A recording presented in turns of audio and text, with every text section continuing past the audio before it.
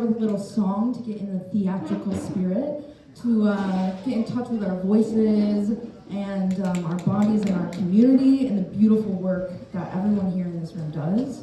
We're going to start, it's a song called Our Power by Rena Branson. I'm going to sing it for you first so we can all hear how it sounds, and then I'm going to do some repeat after me, and I would love to hear our voices together.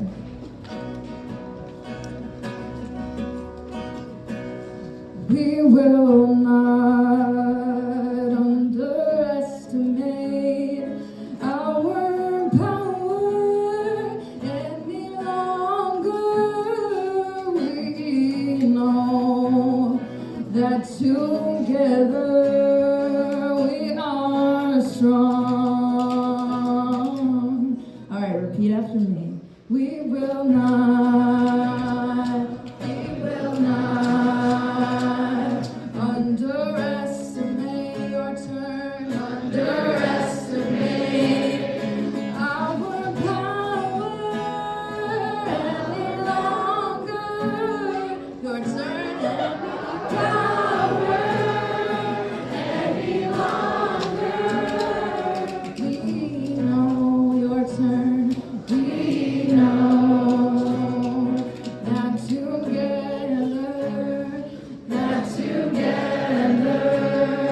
we are strong. And just hold the note, we are strong. We're going to try it from the beginning. We're going to do it many times, so just clap when you feel comfy. We will not underestimate our power any longer. We know that together we are strong. Let me hear your voices. We will not underestimate our power any longer. We know that together we are strong. One more time. We will not underestimate our power any longer. We know that together we are strong.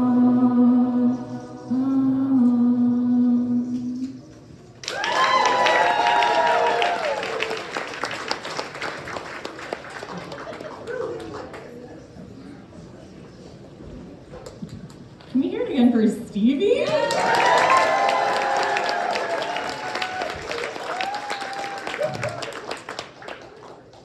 I just want to take a minute and breathe into what Stevie just did, because oh my God, and the power in this room. Woo! Yes. Okay, hi.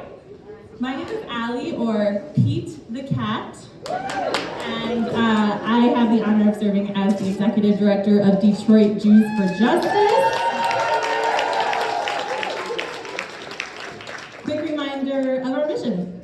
DJJ advances racial and economic justice by developing Metro Detroit Jews, that's you, as community organizers who fight for transformative policy change in deep partnership with our neighbors. We organize Jews in local movements fighting for co-liberation to bring about a just and joyful future where everyone can live with equal rights, dignity, safety, and access to the resources we all need to thrive. That sounds pretty cool. I'm just going to say the thing. This is a weird Purim because of Israel and Palestine. And October 7th, the ongoing destruction in Gaza, it's had immense impacts on all of us, on progressive movements. This community is anything but immune to that. The past 6 months have cut deeply, leaving individuals in our community feeling fatigue, despair, fear, and so much more. DJJ historically has never organized around Israel-Palestine. That's still true. And yet what is happening in Israel-Palestine has deeply impacted so many aspects of our political and emotional lives over the last 6 months. You're gonna see parts of that in this spiel that's coming up. What we do know is that we have a responsibility to hold this community together in this time of pain and to show our community, our neighbors, our partners that we are not walking away. Nobody is walking away. That does not mean we're ignoring Israel and Palestine. In fact, our leaders felt, how are we supposed to write a spiel about housing and land justice and not talk about Israel and Palestine? And we follow the lead of our leaders, and so that's what you're gonna see today. We have launched, just a little back-end information, we have launched an Israel-Palestine committee. Can you raise your hand if you are here and you're on that committee? Look around, there's some here. Can you raise your hand if you're here and you're on the DJJ Board of Trustees? Or if you're on the staff? So, our Israel-Palestine committee is developing a strategy about how DJJ engages with these issues moving into the future. If you got feelings, strong feelings, or even weak feelings on how DJJ should relate to this, you can find the people who had their hands raised, you can find me, you can find someone on staff, and we can chat, or we can find a different time to chat. Also, if you're just here to party today, that's cool. On our commitment card, there's gonna be a box that you can check that says, hey, reach out to me, I wanna have coffee, and we will reach out. Okay? Thank you. Coffee! All right. Okay, one thing that has grounded me in all of this, is that there is no safety without deep, accountable solidarity. I'm gonna say that again. There is no safety without deep, accountable solidarity. None of us are free, safe, or building a better future alone in our silos. And while the news highlights stories of hate, isolation, and fracture in the progressive world, what we have seen in the Detroit progressive movement has been the absolute opposite of that. Sorry. And that's thanks to the incredible support of our community partners, many of whom sponsored this event. So I just want to take a moment and shout out the community partners who stepped in and stepped up for us to sponsor Purim today. Detroit Disability Power, We the People of Michigan, the People's Water Board Coalition, Mothering Justice and Michigan Liberation, and so many other partners who have leaned in this moment and sought, there's like drama happening backstage, who have leaned in this moment and sought deeper, more thoughtful, accountable, loving partnership with DJJ, and we cannot thank them enough. I also just really quickly want to thank our synagogue partners who are bravely engaging their communities in a moment that it is very scary to engage our communities in that way. So Rabbi Alana from Congregation Tehillah is here. I think Jake is here too, who is also an incredible leader, and Rabbi Falik from the Congregation of Humanistic Judaism of Metro Detroit is also, okay. Your support anchors us to our mission, to our community, to Detroit. We are lucky as hell to have this community, to have these partners. I want to thank everyone for being here. I'm honestly buoyed by this turnout and by the costumes. So thank you for being here. Come find us and enjoy the spiel. I think Rachel's gonna intro us.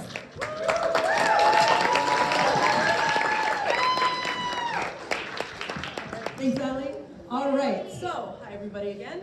So why does Detroit Jews for Justice do Purim? Because it's because it's fun and it builds relationships, and so do those things. If you meet somebody new, that microphone, there we go. All right, so I said something about this being fun. We love fun. So yeah, build some relationships. If you meet someone you haven't met before, say hello to them. There are a bajillion people here that I've never met before, so I may say hi to you later in this. So yeah, ask them what kind of organizing they're doing, and relationships, they're foundational to our organizing community. Sorry about that.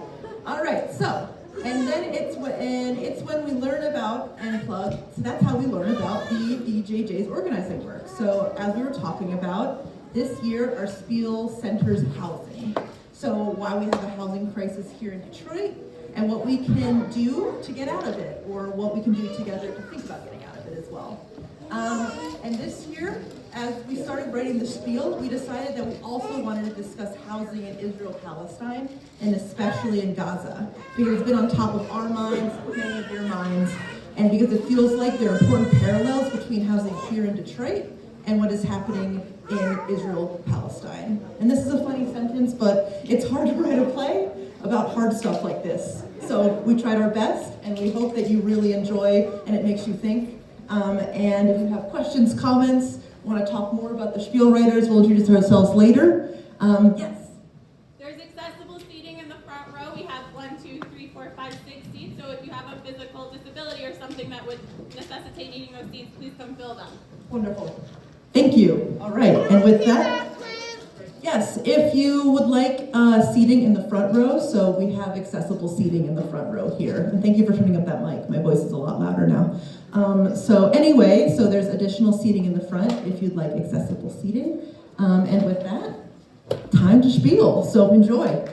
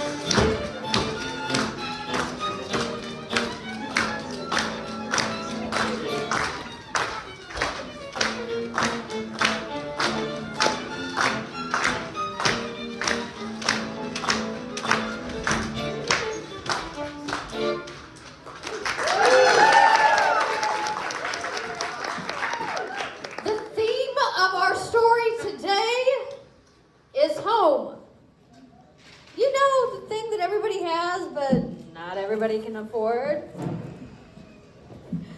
But it helps to be royalty, though. And King A of Shushan has a glorious home. Welcome, welcome everyone to my fabulous banquet. I hope you filled up on meats and fruits at our bountiful buffet. Maybe some trivia. We like to have fun around here.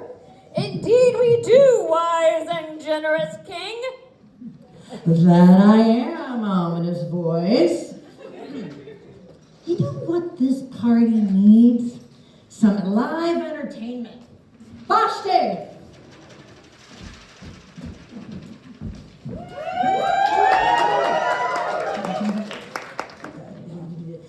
Come entertain our esteemed guests the way only you know how. And what way might that be, King?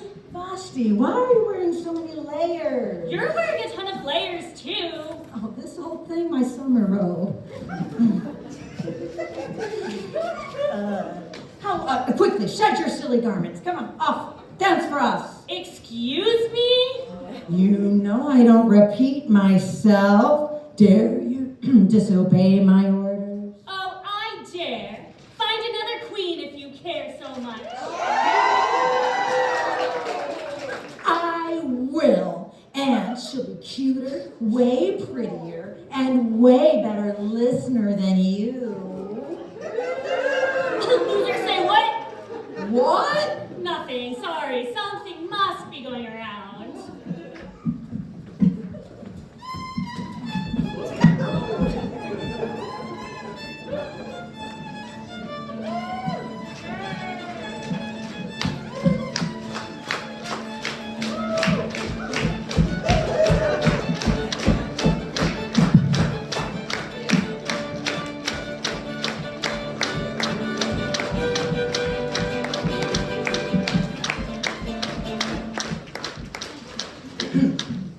King, eh?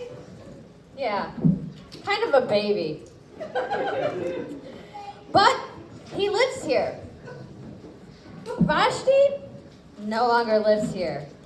But you know who does live in this beautiful city? Two Jews by the name of Mordecai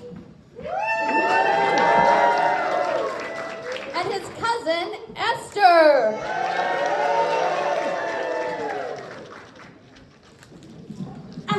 Esther, I got an idea. Something told me you might. I just saw this flyer. King seeking queen. And must be cute, pretty, and a good listener. Inquire within. Parentheses, the palace. Close parentheses. Could be fun. Ooh, could be fun. I could use my power to make things better for all Jews. Yeah, about that Jewish part, I would hide that. The king, and specifically his advisor, Haman, is less than keen on the Jews. But Mordecai, I don't want to lie about who I am. I'm sorry, Essie, but sometimes we have to do things we don't like if we want to have power. It's just the way things are. That seems like it could be a slippery slope. But I'll do what I must. If things go well, maybe one day we won't have to hide and can be ourselves in a home of our own.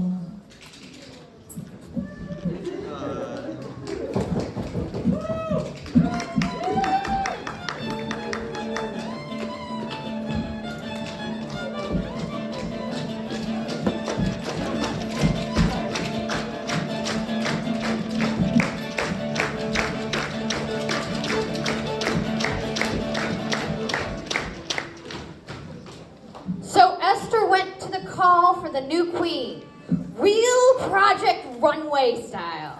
And she won! Esther moved in with the king to the beautiful palace, and nobody knew she was Jewish. One day, Mordecai was sitting near the palace's gates, where he heard some tasty goss.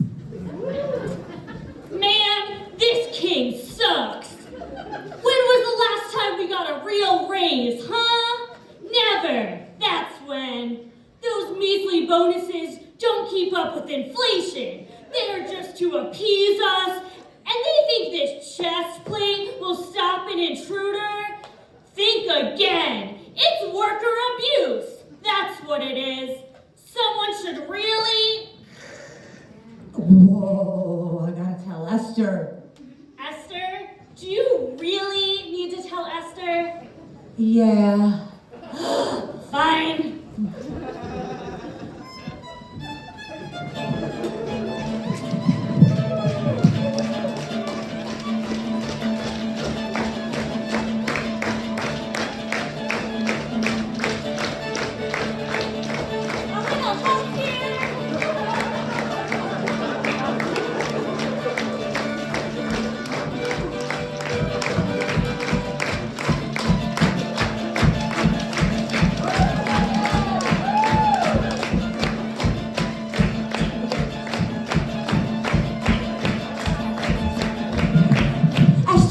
Esther, the guards are planning to kill the king.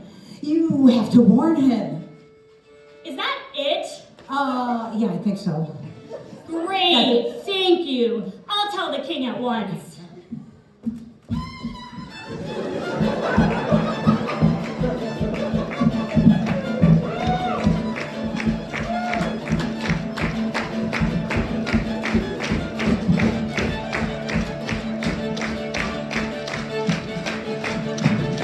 Yes, Esther? You requested my presence? There appears to be a plot against your life, my king. Oh no, I'll investigate this post haste. And he did. And Esther was right. So the guards were dealt with immediately. Esther gave Mordecai partial credit, so the king wrote down Mordecai's good deed in his diary. Dear diary, today the super handsome, uber talented Mordecai saved my life. XO, XO, King Ahasuerus.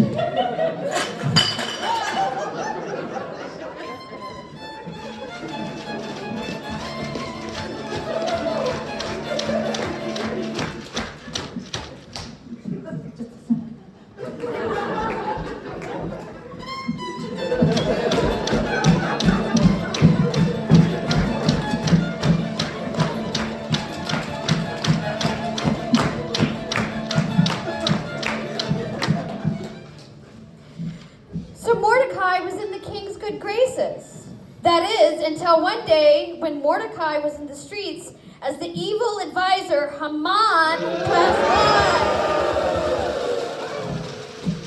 Are you kidding me? I have so many outfits on. Why can't you be Haman? Or you? Or you? Narrator's important.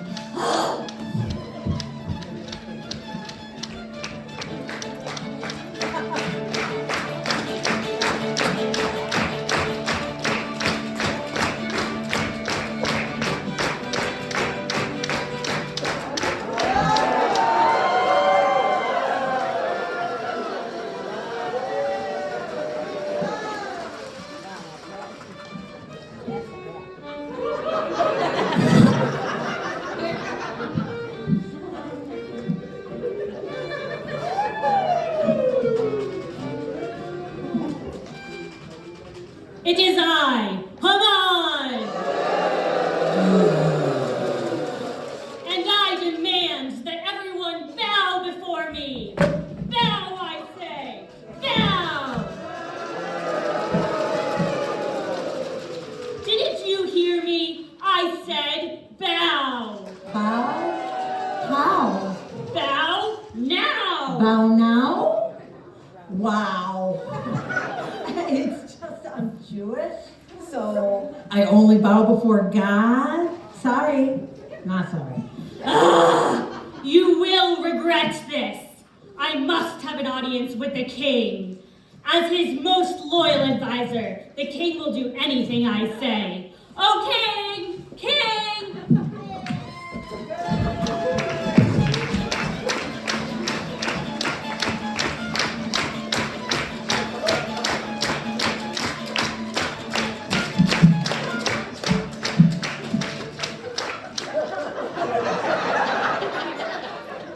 Yes? That was fast. Oh, it's just my summer. I Summer see. good purple. Well, this one man, this Jew, wouldn't bow to me. Oh, So, oh, really? Oh, that's too bad. so what I'm proposing is,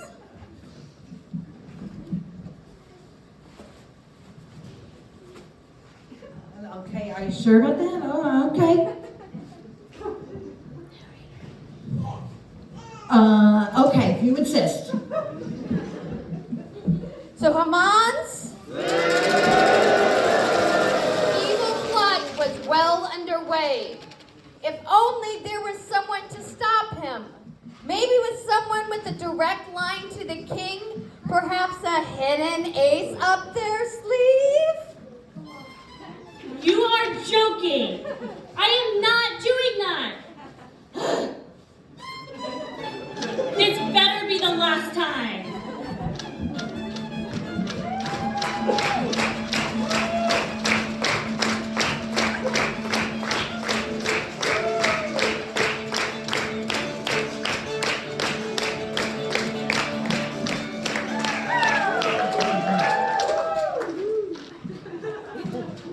King Ahasuerus, please don't go through with Haman's plan. Why ever not?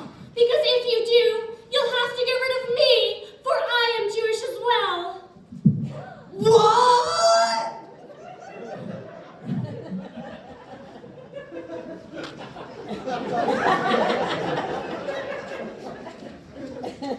So the king, with Esther and Mordecai's help, helped foiled Haman's plot, and in the process,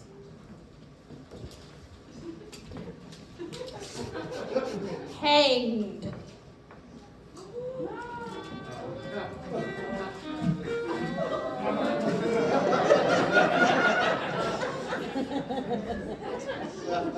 You haven't seen the last of me!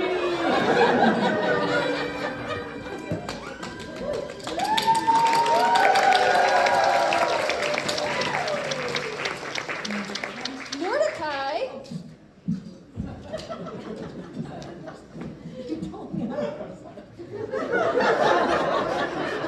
Mordecai appointed to the role of the king's advisor.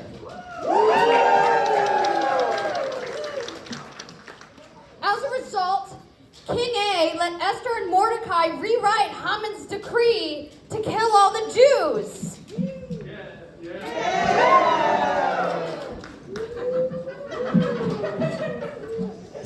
The decree they wrote down let Jews preemptively murder those that thought to pose a threat to their existence.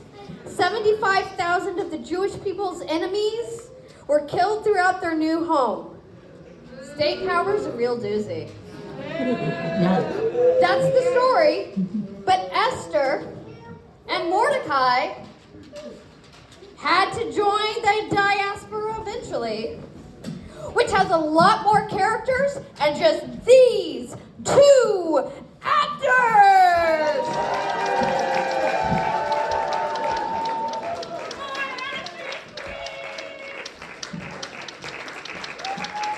We could probably make that happen.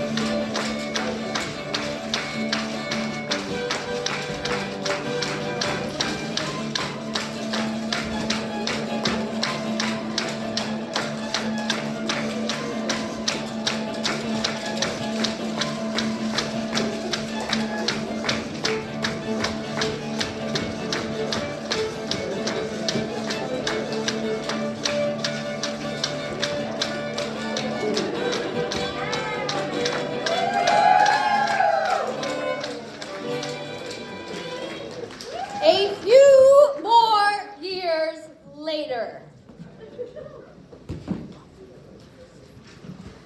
Like we said, Mordecai, Esther, and the rest of the Jews couldn't stay in Shushan forever. Even state power is only a temporary measure of security. Esther, Mordecai, and their families left Shushan in hopes of creating new homes. King A and Esther are dipping their feet in the local realty of Detroit.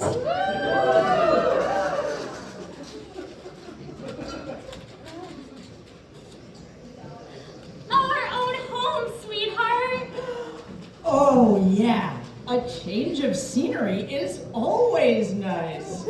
Okay, baby, be good. I've got this big deal I'm working on, and you should be working on steak for dinner.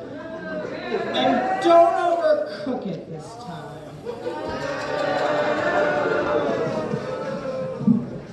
Mordecai finds himself in an agricultural-based community called a kibbutz. Displaced yet again, but hopeful for putting down roots, hopefully finding a new home. Wow, I can't believe I made it. The Rebbe always said that miracles happen here. Just got here, huh, yet? You'll see the miracles soon enough. Oh, really? I can't wait. What miracles have you seen so far? Miraculously large blisters with all the work on this kibbutz. I must tell Esther.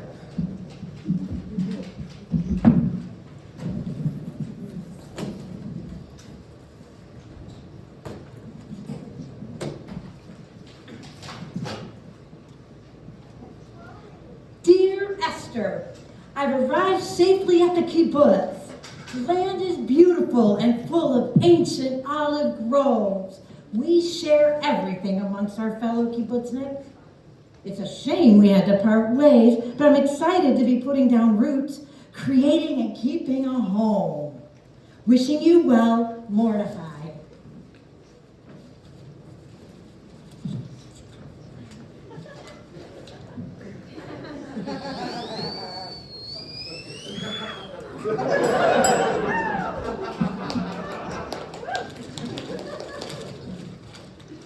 Oh, my sweet cousin! I must write him back. Dearest Mordecai, things in America are so different. We bought a home in a nice neighborhood outside of Detroit with the help of a federal housing administration loan. Lucky us! If only the U.S. government let you in too. It's too bad you're poor.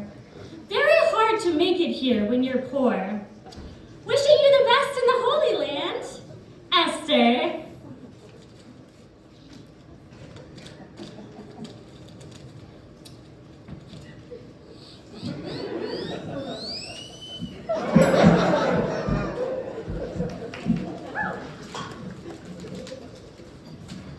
Esther, it's not bad working for a living. We trade things with the local Palestinians.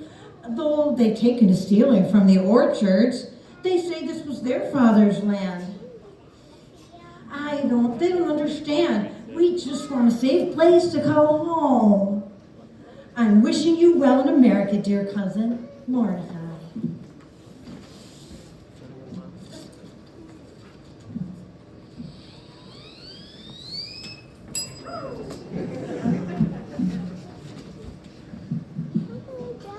Dearest Mordecai, it's so scary to hear that you're having conflict with your neighbors. Here in America, the police keep us safe. We do our part for the less fortunate. King Ahasuerus rents to folks who nobody else will because of racial covenants and redlining. Mordecai! Mordecai, grab the grogger! Roger! The local Palestinians are in the orchard. We gotta protect the cars.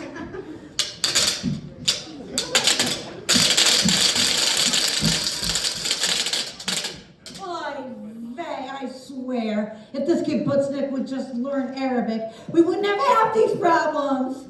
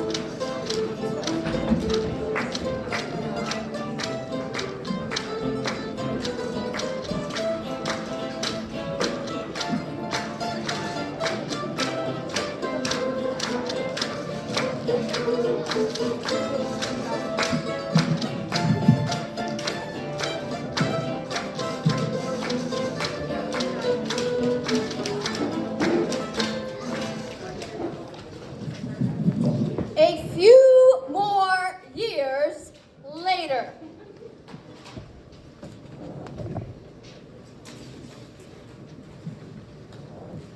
Esther and Mordecai each tried to make it work in their new home. Esther and King A now have a wee little bundle as the king ascends in the real estate market. Baby Sammy. Mordecai is trying to make sense of the ongoing tension with his neighbors while raising his newborn Zohar.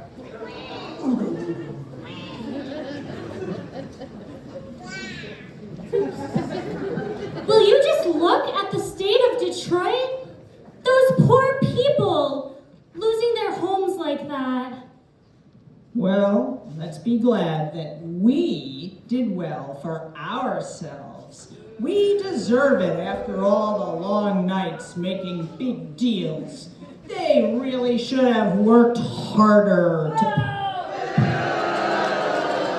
to pay their taxes and their water bills. But it says here that the city, it claims that the city overtaxed them. Oh, the phone.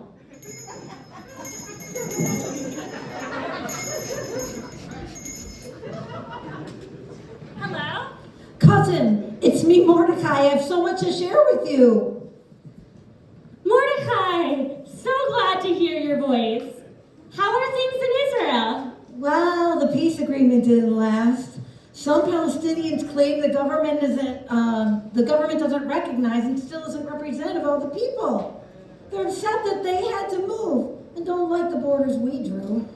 I thought you said there was plenty of room. Why don't they understand if there's anything we deserve after our displacement, it's to have a place of our own. Amen. Speaking of place of your own, how is good old King Ahasuerus? Last you mentioned he was investing in new properties, is that right?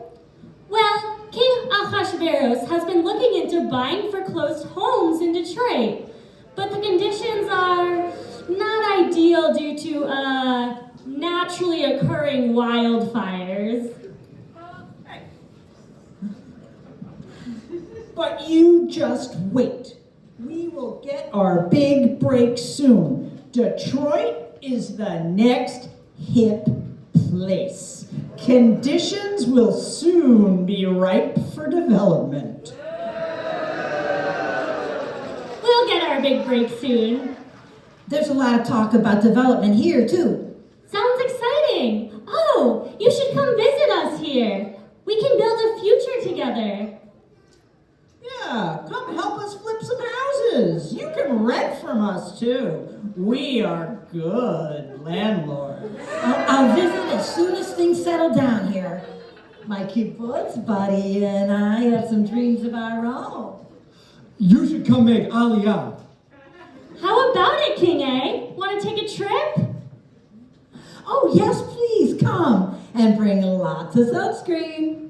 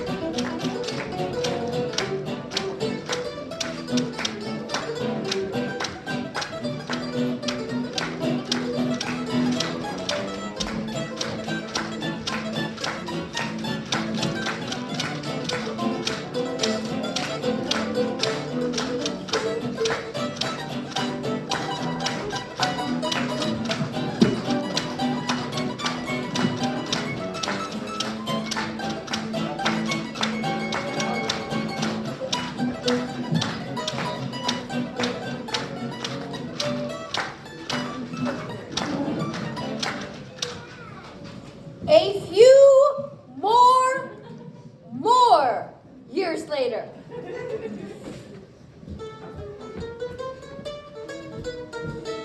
King A Realty is here to help you find your dream home. You can live your Detroit Renaissance dreams up and coming neighborhoods, world-class dining and shopping, a winning football team, and so much culture. We turn blight into beauty. Choose King A Realty so you too can live like royalty. Oh, wow. My Bubala, I'm so proud of you. You really made it. You're on TV. Thanks, darling. You know it's been hard, but comfortable place financially. I know! All those terrible contractors you went through during the first remodel nearly ruined us. Sometimes I think the city is intentionally making it hard for people with a little vision. Like how they fined me for not hiring local workers. Oi, gewalt! Back when you were flipping remodeled homes, I held my breath every time, knowing that we couldn't afford the lead and asbestos remediation. Now we're making enough money to tear down those foreclosed homes and put up beautiful modern luxury studio apartment condos. Daddy, what does foreclosed mean? It means you always want to be on top, kiddo. Thanks, Daddy. My sweet child, you need to know something. We live in a society made up of laws, and everything that your daddy does, he does legally. Pretty much. Pretty much legally, right. As long as you organize the landlords to stack the laws against the tenants, and then make sure to not let the tenants organize, you'll be all right. We're all playing by the same rules here, Sammy, and there's nothing wrong with finding security for our family. Wait, what did you just say? You are doing what? Mordecai, it's just like a kibbutz. We live in a cheap, new home, intentional community, and the government is literally paying us to move in. I mean, it kind of like a kibbutz. Oh, you're such a nebbish. It's a prime new market, and there's all sorts of community events. It's the rallies and the marches. I just don't know. They had to burn down the olive trees. They take over 60 years to reach maturity. How will we get bona fide hand-pressed, vegan, free trade, sustainably grown olive oil for Hanukkah? Hand-pressed vegan free trade olive oil was trendy back when Al Gore thought we could reverse global warming, okay? What do you mean? We drive a Tesla. Look, Mordecai, let's just spend our weekends on the beach in Tel Aviv drinking vodka red heifers like everyone else. The checkpoints aren't for us. You do like to say we're the indigenous ones around here. Real Hashem! You're finally coming around! I only had to teach you Hebrew, undermine your attempts at solidarity with the local Palestinians, deny them the right to vote, repress civil society, fund religious extremists on both sides to sow further discord, and allow a few attacks to happen despite having warnings. What? You did what? I created a safe homeland for the Jewish people. Israel has a right to defend itself. This joke isn't funny, BB. I'm not joking, Momo. I thought this was supposed to be a family-friendly event. Oh, hey, son, look who it is. You really think I, of all people, would care about children? Haven't you seen the videos all over the internet? And you know, military service is required for you too. Don't polish your gun. God, Grogger.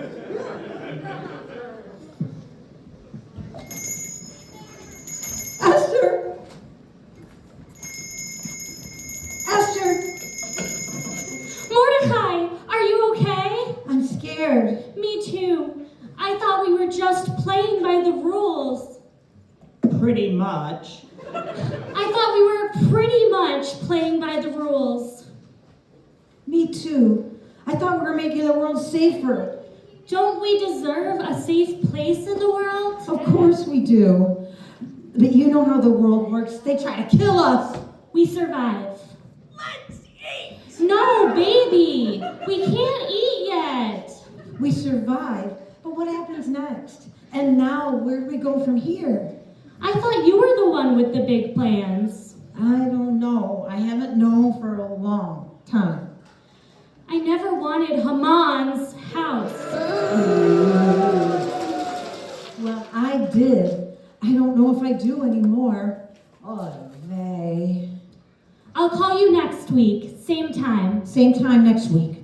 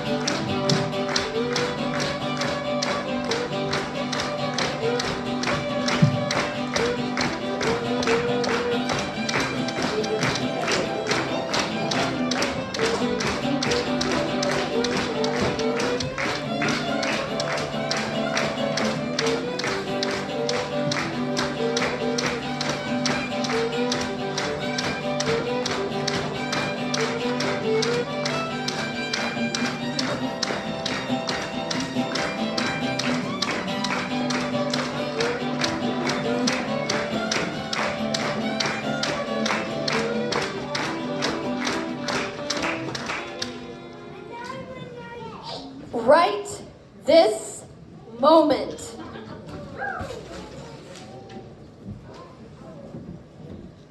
Wasn't today so fun?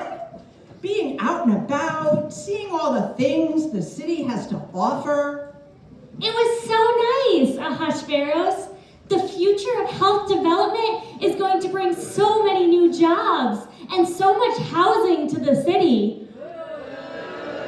For the first time in a long time, things are looking up. But at what cost? No cost. Development makes everyone a winner.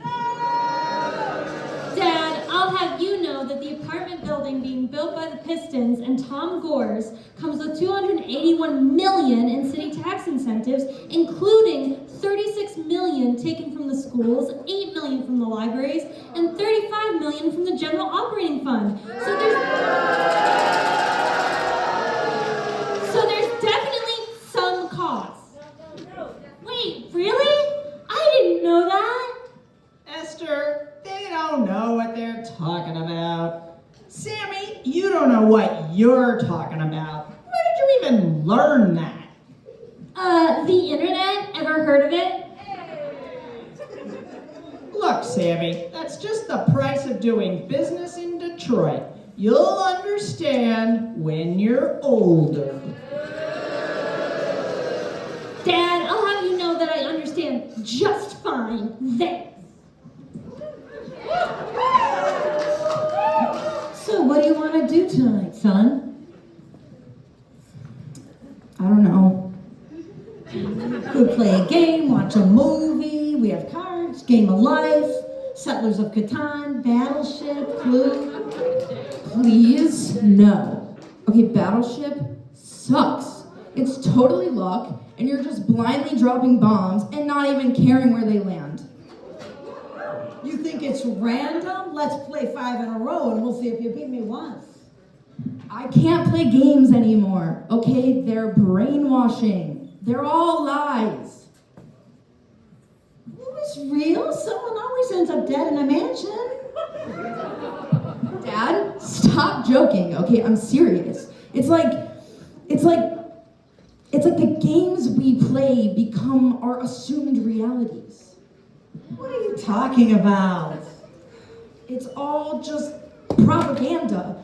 It's like they're trying to feed us lies and make us into stormtroopers. You're so conspiratorial. What does that have to do with playing a game with your dad? I don't know, but it feels connected. Like they're lying to us and somehow you can't see it.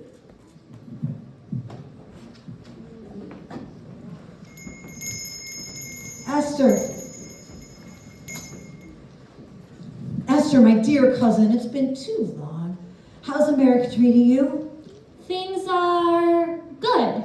We're so lucky. How are things in Israel? Good. Things are good. That's great. Yeah. How's Sammy? Kind of, I don't know how to say it, challenging. Why? They are so precocious, and they fight us all the time. And they think everything on the internet is true. Why do they fight you? I don't know. We work hard, played by the rules, pretty much, so they can have the comforts I didn't have as a child. And it feels like they are ungrateful for what Ahasuerus and I have done to provide for them. We're not evil. We're not Haman. That's tough. Oh, it's like the more we assimilate into this land and country, the more we become Americans and bear the weight of its history. Yeah, Zohar and I barely connect anymore. They don't trust me, the decisions I made for us, or the life I built for them. Oof, that sucks. Do you feel like you messed up? I don't know. I'm just using the tools I have. I didn't set up the occupation. I didn't bomb Gaza. But he makes me feel like I'm Haman. I'm just trying to live. It's so hard moving to a new place, trying to navigate a new culture and economy. Sammy sees a system that has hurt some people and then blames me and Ahasuerus for navigating that system skillfully. They've made me the pariah. Do you feel like you messed up? I don't know, Mordecai. I don't know. After we left Shushan, I thought we were going toward a better life. I thought we were finally going to be safe. I thought the Purim Spiel was going to be funny this year. Now, I'm not so sure. Neither am I. Maybe Zohar and Sammy should talk. The next generation will have to answer their questions, just as we're answering ours.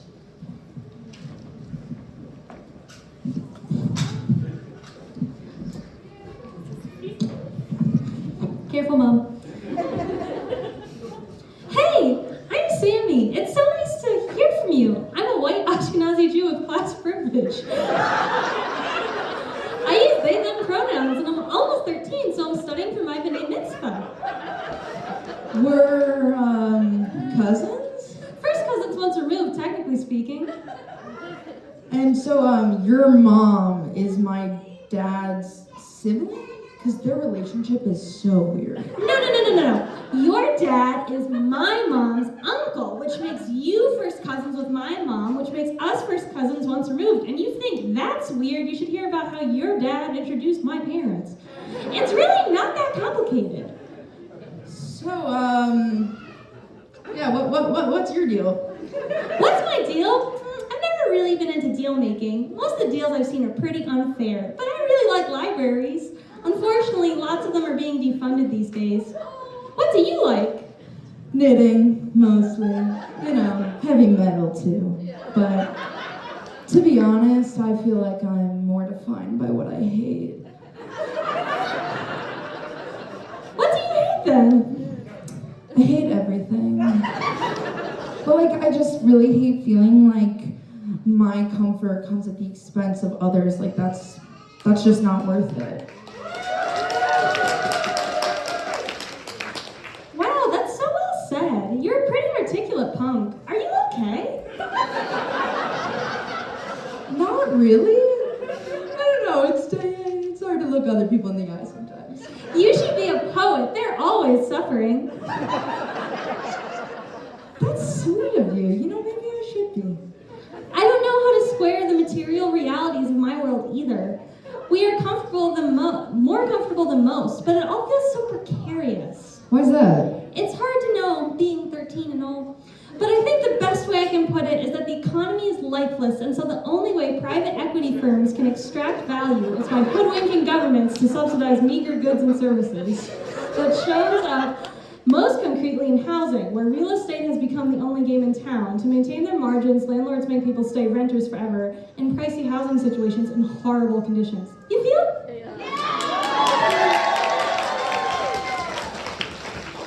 Yeah, housing sucks here too. It's so expensive, so the government subsidizes housing in settlements in the West Bank, all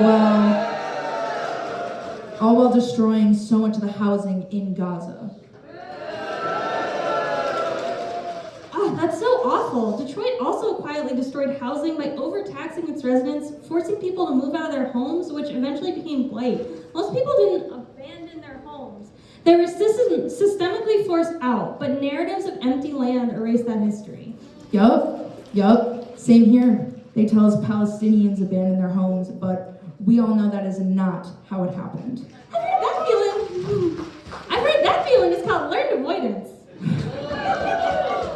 You think after everything our people have gone through, escaping threat after threat, that we really just can't handle more collective strife, even if it looks different this time around.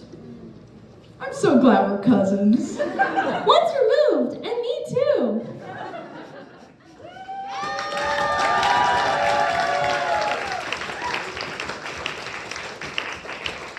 Sorry I stormed off. It's alright. I get it. So, how does the Purim story end? As a result, King A and let Esther and Mordecai write Haman's decree to kill all the Jews. The decree they wrote down let the Jews preemptively murder those thought to pose a threat to their existence. 75,000 of the Jewish people's enemies were killed throughout their new home. Yikes. That is kind of how it went down. Our ancestors have been through a lot. Never really feeling like you belonged anywhere. I know you wanted a safe place to live. But that never should have come at someone else's expense. Let's rewrite the end of the Purim story. Let's disrupt the cycle of violence. Let's make sure everyone has a safe place to live. Let's use our power to help others. Let's get organized!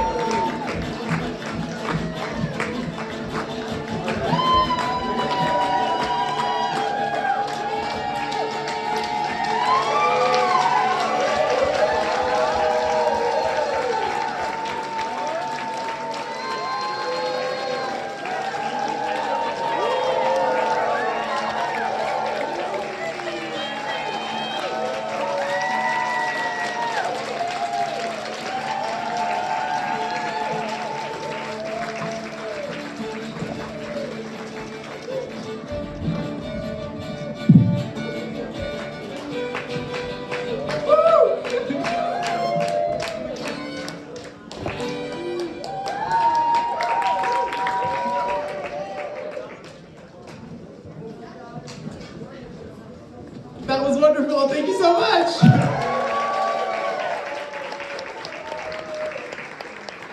Thank you to Rachel and Matt and Ariel and Andrew and me for writing the spiel. Thank you so much to Lindsay McCaw right here for producing and directing. Thank you to Aaron and Joel for playing incredible music. Thank you to Marble Bar for hosting us again. And thank you to our actors who did so good. Okay, I'm gonna talk about the things that are on the cards that you all just received. So if you have more than one, keep passing them around. Just keep passing around, but we can also follow up. Housing isn't everything, but it's pretty close to everything. It's where we spend much of our lives. It holds 30% of American wealth, and it keeps communities together. But here in Michigan and in Detroit, we have a housing crisis. Raise your hand if you feel the housing crisis in your daily life. Raise your hands. Wow, so many hands, 2 of them for every person. So throughout the spiel, we talked about some of the work that our housing partners here in the city are doing and around the state. And I'm just going to go into a little bit more detail, and we'll hear from a couple of them. So this is a cue for Kia and Russ to get ready. First talking a little bit about the, some of the information for this is going to be on your card. Between 2010 and 2016, Detroit overtaxed its homeowners by $600 million. Foreclosing 25,000 more homes than it would have if the city had done its assessments correctly. This was a monumental blow to neighborhoods across the city and to the wealth that families had built over generations. And so one of our partners is the Coalition for Property Tax Justice, which has been working to stop overassessment, compensate those folks who were overassessed, and stop the illegal tax foreclosures.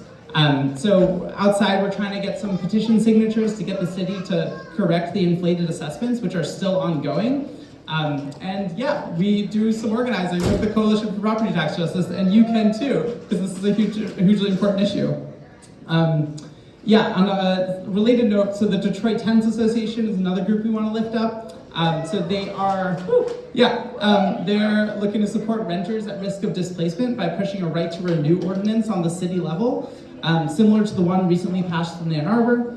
This would ensure that tenants can stay in their units and can't be priced out without cause. So this is a huge effort to improve housing security for folks throughout the city. We have some petitions out there and ways that you can get involved as well. On a state level, so we have a statewide housing crisis in addition to the citywide housing crisis, and that state level housing crisis is most acutely felt by formerly incarcerated Michiganders who face legal housing discrimination, which is a major impediment to being able to reintegrate into society. So one of our partners that we've worked with in the past and are hoping to continue to work with is Nation Outside, which organizes formerly incarcerated Michiganders and their families, and they're trying to pass the Fair Chance to Housing Act. Again, we've got a petition outside and ways you can get involved. They're trying to pass this bill that's being slowed by the Democrats that are in charge of the legislature. So we gotta up the pressure on that. Also on a state level, we've been working with the Rent is Too Damn High Coalition to repeal the statewide ban on rent control, pass a Renters' Bill of Rights, and build publicly owned mixed income housing. According to the National Low Income Housing Coalition, Michigan is short almost 200,000 affordable rental units, which is a huge shortage. They're also, we're trying to get more housing, publicly owned housing built throughout the state, and also trying to just encourage tenant organizing throughout the state. Those are some of our groups. Again, this information can be found out at the table outside. But to hear a little bit more about some of our other partners, I'm going to invite first, either Russ or Kia, whoever feels more ready. All right, this is Kia from Detroit People's Platform. Round of applause for Kia. All right, hello everybody. Thank you for inviting me here, and the play was awesome. I really appreciated the connection. I don't know who was the writer, but that was awesome. The Detroit People's Platform, we are a citywide organization. We fight for social justice, specifically in the city of Detroit. So if you ever got the newspapers, you'll see the issues that we bring up. Housing is just one of the pillars that we work with. And in housing, this year and next year is definitely, it's always been around bringing about affordability, but this year and next year, it's about getting out, organizing in the community around solidarity. Housing solidarity is important because it allows us to push the message that everybody deserves to live in quality, affordable, safe housing in the neighborhood where they choose to live. It pushes values that we all have here and all through the city. It pushes values. We were part of the Right to Counsel coalition, and the Right to Counsel allows community members, if they're faced with eviction, to have a legal representation, full legal representation. The language in the policy allowed for even homeowners to use it, because as you know, in the city of Detroit, we still have homeowners that face eviction, and so, but even though the city council had passed it, then we still have a mayoral administration that is vastly against it, so therefore it is very underfunded. So every year, every budget season, we're asking to put more money in the Right to Counsel. We have a housing trust fund here, and the housing trust fund is a pot of money for any nonprofit, whether it be a church or whether it be just a nonprofit that say, you know what, I want to help, I want to have affordable housing for the residents here in the city of Detroit. The housing trust fund is for them to go and fill out the application and be able to use it. Currently, right now, we have served, the Ruth Ellis Center has used it twice. The COTS have used it. That's one of the only shelters we have here that support entire families. However the family demographic is set up, it's supported, whether it's the grandmother and the kids and the parents, or two parents, one parent, the aunt, whoever is the family demographic, it supports them so that they can have affordable housing in the city of Detroit. So we have been able to do that. With the Housing Trust Fund, we always ask for more money. It also helps for shelters, homeless shelters, things like that. So those are the things that, the policies that we were fighting for and that we were able to win and get passed to help support the community. So if you know any nonprofits that are looking to support community members and say, I'm either maintain it or I'm gonna build it, then make sure you tell them about the Housing Trust Fund. Also, again, if anybody wants to volunteer when we go out and canvas, we really appreciate, the support. And that's it. Thank you so much. Thanks, Kia. And Kia's been outside, and I think they're going to keep being outside. So go find Kia. All right, Russ, you're up. Thank you, Solomon. Detroiters for Justice was formed a year ago to fight the exploitation from the colonial forces that control our city government, extract massive amounts of wealth, which is unreported to the general public. Our lit table outside has a lot of detail and a lot of information on it. But how many here know what a tax capture is in Detroit? There's a number of hands that went up. But Detroit, this mayor takes money out of our property taxes on every category that we pay, from our schools, our libraries, our parks, our special needs children. He takes it, puts it in a separate fund, and it goes to the Illiches, Tom Gores, to the looting elements that live outside the city but control the puppets that transfer the money to them, just like colonial masters did centuries ago in this land. Yeah. It's no different. We formed because time after time we said, don't give them 800 million again to Mike Illich. Don't give Tom Gores 260 million. Don't give Dan Gilbert that little boost he just asked for. He said, oh, I need another 60 million. Oh, they threw a $60 million at him. We have to stop. So we organized Detroiters for Tax Justice. We're fighting the rain tax. It's called the drainage fee, but it's a rain tax. It's a looting. I worked in the water system. All my colleagues know it's a scam. They're charging people. There's lots that don't have any sewers on them. They're charging them $100,000 a year. They're looting $200 million, which is twice the amount almost that they charge for the entire sewage system. So it isn't going to stormwater, it's going somewhere else that they refuse to tell us because we ask. We have a victory to talk about also. How many of you heard of the land value tax? Land value tax is a scheme put together by the mayor of Detroit to ask the legislature to pass a bill that will allow him to raise or lower property taxes, double or triple taxes on people, lower it on others, based on his view of how their land is used. So he has said he's going after hundreds of properties to drive them out of the city. Obviously not the property, the people who own it. The city, he said, will graciously take the property. The city owns 91,000 parcels already in Detroit, which is 24% of all the parcels in this city. They own most of the blight and most of the vacant land. They said they're putting this land tax together to fight vacant land and blight. Sucker, you own most of it. Don't talk about that. It's a land grab. Drive people out, seize their land. They want more land for certain billionaire projects that are envisioned in the future. We went to Lansing, we explained this to every legislative office. We visited every one of them 3 times. We talked to the rep themselves. They started coming out to talk to us instead of staying in their back office. When they put that up for a vote, we defeated them by 10 votes. People can organize and win. They're coming back. They're going to try it again. We're going to keep organizing. Sign on our contact sheet. It's out on the tape out there. We'll give you the list. Be part of the fight with us.